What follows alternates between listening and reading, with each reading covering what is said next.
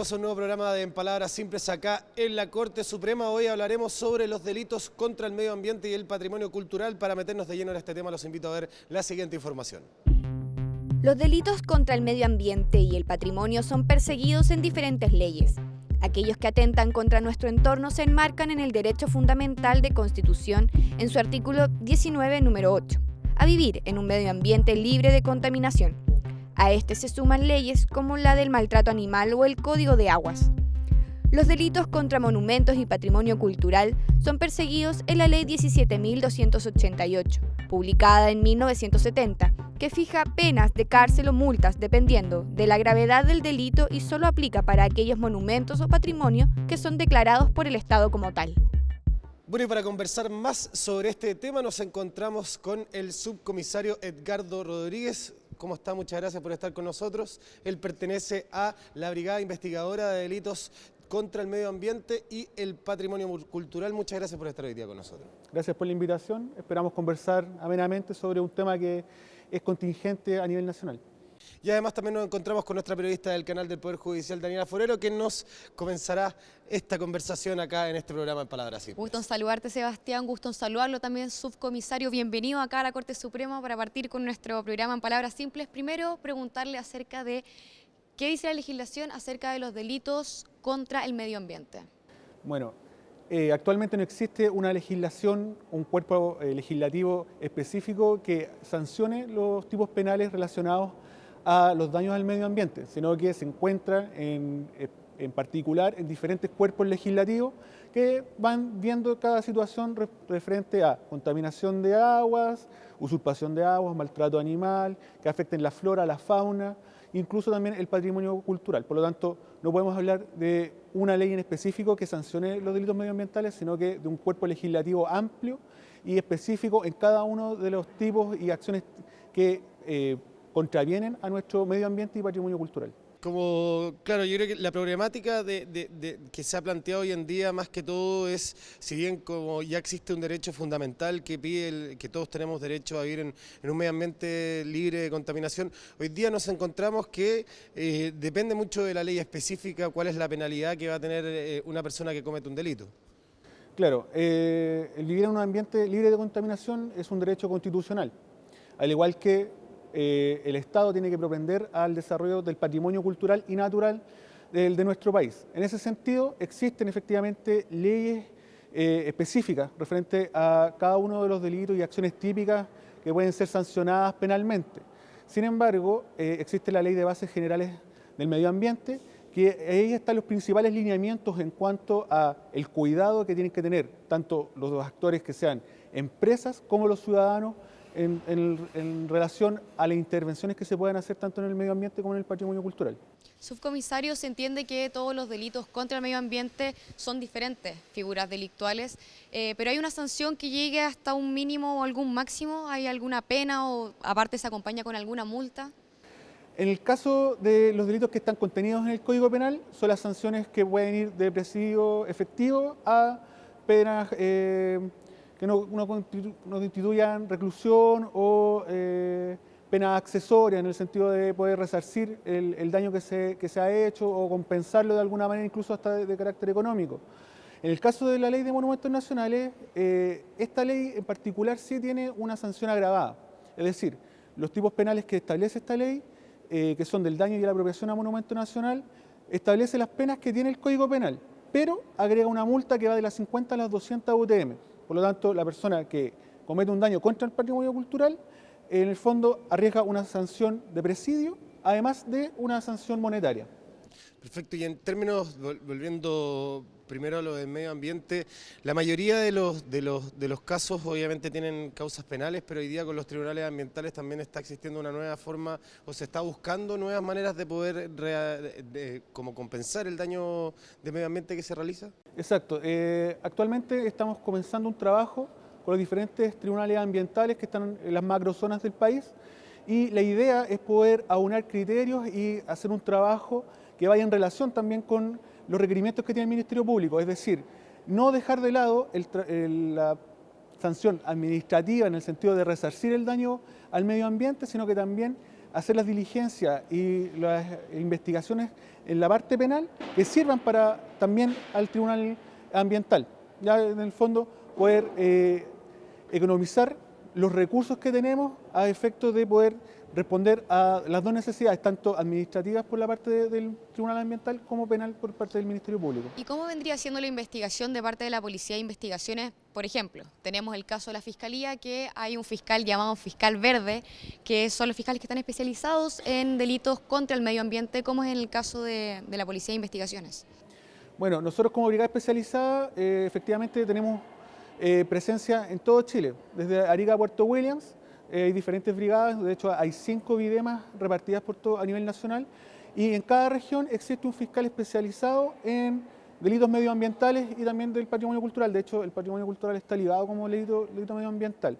Y estos fiscales, a través de las denuncias, fiscalizaciones que hacen los servicios sectoriales e incluso las mismas fiscalizaciones que hacemos internamente nosotros a otros lugares, se detectan situaciones que pueden revestir carácter de delito y se genera la orden de investigar.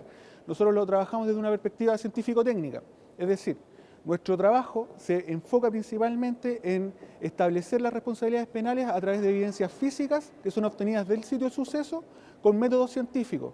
Por lo tanto, nos apoyamos bastante con el Laboratorio de Criminalística Central de nuestra institución y los laboratorios de criminalística que están repartidos en regiones. ¿La evidencia, la prueba es compleja en este tipo de delitos? Sí, la mayoría de la evidencia, al estar en medios abiertos, es muy fácil y vulnerable de ser destruida. Entonces, la recolección de ella tiene que hacerse bajo procedimientos que, en el caso nuestro, están estandarizados y protocolizados. Incluso el laboratorio nuestro funciona con normas ISO. Entonces, nuestros protocolos, en cuanto a la recolección de evidencia, son muy difíciles que sean cuestionados porque están completamente estandarizados y comprobados. Entonces, la recolección de evidencia en el medio ambiente, que la mayoría son espacios abiertos, es una situación compleja, pero que nosotros hemos llevado a buen término en el hecho de que contamos con especialistas que llevan mucho tiempo ya trabajando en esto. Incluso el laboratorio tiene una sección que es de ecología y que, en el caso, por ejemplo, de contaminación, se pueden levantar muestras físicas en situ, en terreno, incluso en temas de situaciones subacuáticas, contaminación en el mar o en algunos espejos de agua territorial. Y pasemos un poco a lo que es el término al tema del patrimonio. Hoy en día se persigue a las personas aquellas que realicen daño a monumentos patrimoniales, pero ¿nos puedes contar acerca un poco de cuáles son las penas que se arriesgan más o menos una persona que comete este tipo de delitos? Sí. En cuanto al patrimonio cultural, es una situación un poco compleja porque el delito ha ido evolucionando. La Ley de Monumentos Nacionales es del año 1970 y responde a una situación específica de esa época. Ahora, 40, 50 años después, esta ley ya no responde a las necesidades que tenemos actualmente como sociedad. Entonces existen muchos lugares que están al aire libre, que están a libre disposición, que sean sitios arqueológicos o paleontológicos, y que pueden ser vulnerados por diferentes personas, haciendo sustracción o daño de estos sitios. Entonces tenemos el siguiente problema. La Ley de Monumentos Nacionales sanciona dos situaciones específicas, que es el daño y la apropiación, pero solamente de los monumentos nacionales, es decir, los que son por decreto de la ley, que en este caso actualmente sería por el Ministerio de la Cultura, o bienes culturales que por el solo Ministerio de la Ley son monumentos nacionales, con el caso de los bienes arqueológicos y paleontológicos. Entonces, todo el resto de patrimonio cultural que no esté contenido o decretado como monumento nacional, por decirlo de una exactamente, manera, no tiene una protección especial, solamente se toma como un delito contra la propiedad. Entonces, volviendo a lo que me consulta, en cuanto a las sanciones, claro, la Ley de Monumentos Nacionales tiene sanciones específicas ligadas al Código Penal. ¿Ya? En cuanto al daño, hay que ver, cuantificar el daño, el avalúo de esto, cuál es su significancia. Y en el caso de la apropiación, delito de hurto, robo,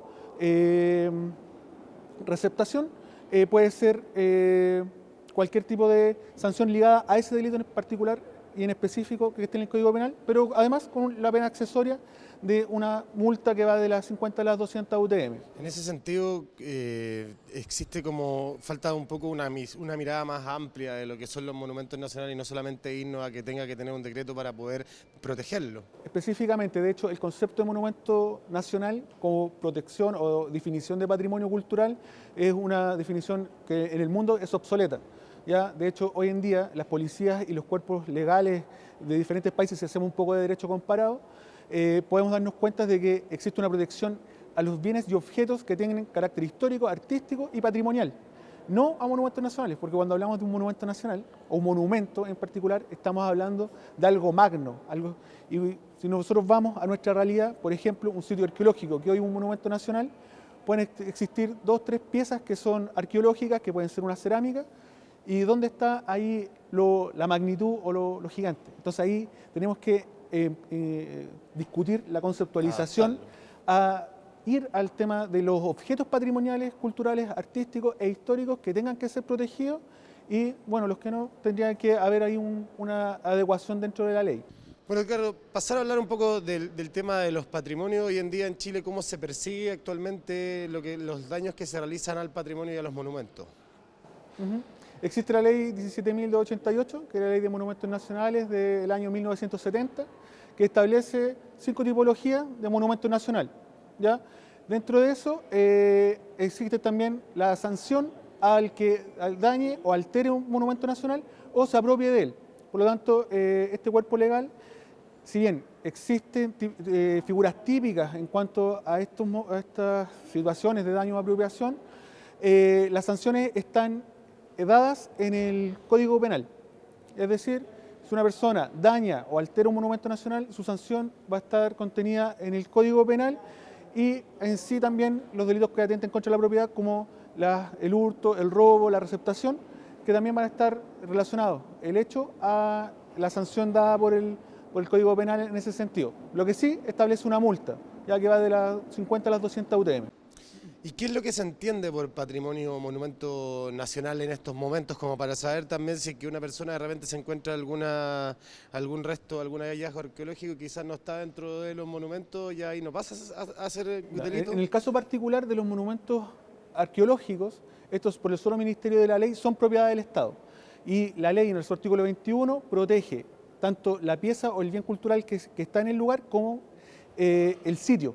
Es decir, existe una protección al hallazgo mismo, es decir, a la pieza, tanto también como su contexto. Entonces, vulnerar ese lugar ya configura el delito de daño. Ahora, tomar esa pieza y llevársela ya configuraría el daño de apropiación.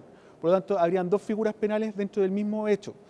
Lo distinto está que, por ejemplo, el solo caso de los monumentos de carácter arqueológico y paleontológico no se necesita un decreto para que se consideren como tal.